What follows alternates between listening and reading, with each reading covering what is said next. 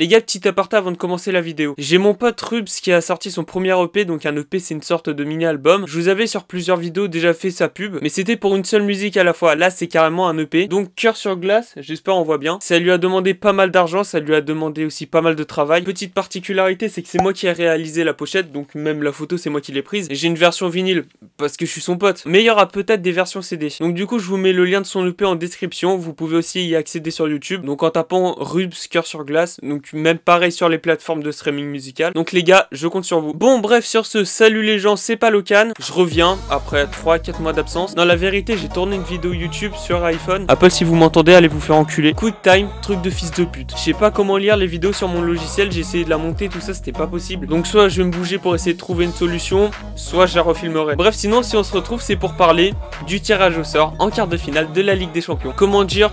C'est un peu compliqué pour nous. Bon, je vais quand même parler vite fait des autres quarts de finale, mais on va principalement s'intéresser à celui du PSG. Parce qu'il y a certains supporters parisiens, ils sont casse-couilles. Donc le premier quart de finale, c'est Manchester City, Borussia Dortmund. Pour moi, c'est très simple, Man City il passe. Je trouve qu'on en fait beaucoup sur Dortmund. Allant de ceci, allant de cela, ouais, voilà, il marque beaucoup. Mais déjà, de 1, le premier huitième, c'était face à Séville. Et de 2, bah, la défense de Dortmund, elle est juste nulle à chier. Et City, c'est une équipe vraiment complète qui déchire tout en première ligue. Après, Man City, ceci dit, en Ligue des Champions, il bégaye beaucoup. L'année dernière, c'était Lyon. L'année d'avant encore, c'était Tottenham. Donc pour moi, ça sera une double confrontation pas mal offensive. Mais je pense que Man City va vraiment prendre le dessus sur Dortmund. Après, on sait jamais, hein, on n'est pas à l'abri d'une surprise. Deuxième, Porto-Chelsea. Chelsea, ils déchirent tout en ce moment. Porto, ils ont éliminé la Juve, mais une Juve clairement en difficulté cette saison. Donc pour moi, je vois Chelsea avec Tuchel en entraîneur. Surclassé aussi Porto. Quand on voit ce qu'ils ont livré face à l'Atlético, qui est quand même leader de Liga. Certes, avec une tendance qui baisse un peu. Pour moi, Chelsea passe vraiment facilement. Après, peut-être encore une fois, une surprise. Alors, Real-Liverpool. Les gars, je peux pas pronostiquer. Je vois vraiment aucun favori entre les deux. Liverpool qui s'est un petit peu cassé la gueule, mais qui a l'air quand même de pas mal se rattraper. Je suis pas en train de dire qu'elles sont nulles ou quoi que ce soit. Pour moi, c'est des équipes actuellement, elles peuvent prétendre à la Ligue des Champions, mais je peux vraiment pas pronostiquer de vainqueur. Donc pour le coup, je vais dire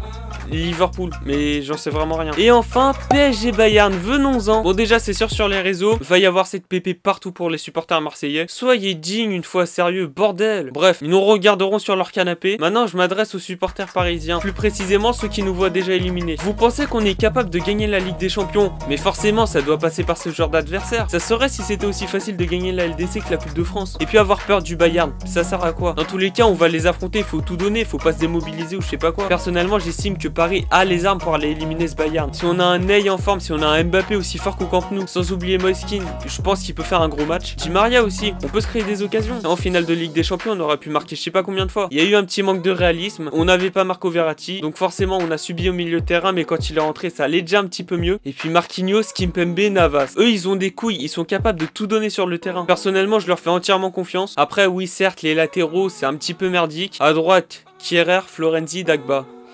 C'est pas ouf. À gauche, Kurzawa qui arrête pas de provoquer des pénaltys. Bernat qui s'est fait les croiser qui ne jouera pas. Et Diallo, même s'il avait fait une bonne prestation face au Barça au Parc des Princes. Mais mis à part ça, on a quand même nos armes. Selon moi, on peut le faire. Et c'est à ce moment-là qu'on doit être le plus solidaire. Donc les Parisiens qui pensent qu'on va déjà se faire éliminer, croyez en nous. Paris est capable du meilleur, comme du pire, mais du meilleur. Certes, on n'est pas favori, on va galérer, mais on peut le faire. Donc personnellement, moi je serai à fond derrière Paris. Je sais qu'on peut le faire. Donc allez le PSG, c'était Palocan. Allez, tchuss.